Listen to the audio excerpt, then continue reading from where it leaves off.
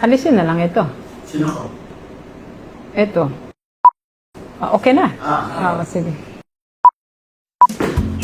Random ba rin? May adlaw sa tanan, karong buntaga, atong abrihan ang atong feedback box diri sa among office. Mga suggestions, mga comments, mahitungod sa serbisyo nga atong gihatag sa atong mga kadistrito. Mahiwagang box ni nana ay combination number. Wow! So karon magbasa ta og pipila ka comments. So random ni ha, walay pili. Random ba ni mo? Random ba ni mo? Hindi ka kung mabasahan mali. Delikado. Sige, random ang akong pagpili og comment, okay? So kani, di na nato basahon ang ngalan tingali, no? Ang serbisyo nga iyang nadawat, medical assistance. Ang iyang suggestion or comment, padayon, langbo pasibugay, God bless you all.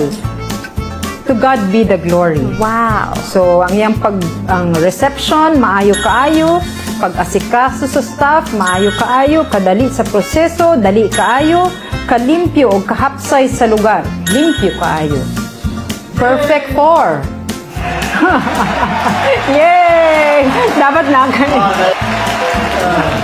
Perfect 4. So, next comment. Maayo mo entertain, very accommodating, ug mutabang sa mga pamaagi aron makahatag o makatabang sa paghigbit sa sitwasyon sa panginhanglanon. Very good. Okay, next. Mababait ng mga staff, medical assistance ang serbisyong iyang gipangayo. Next.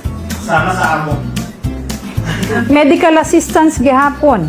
Dako ang akong pasalamat kay Doc Marley sa iyang dakong tabang sa among billing sa hospital. Murag kadaghanan diri medical assistance yun, no?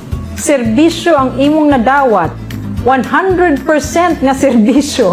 100% nga serbisyo. Yehey! Wala ko komento. Ngako lang, dakong pasalamat kay Doc Marley sa dakong tabang. Salamat. Welcome! Ang serbisyo nga iyang nadawat. Ug wala ko.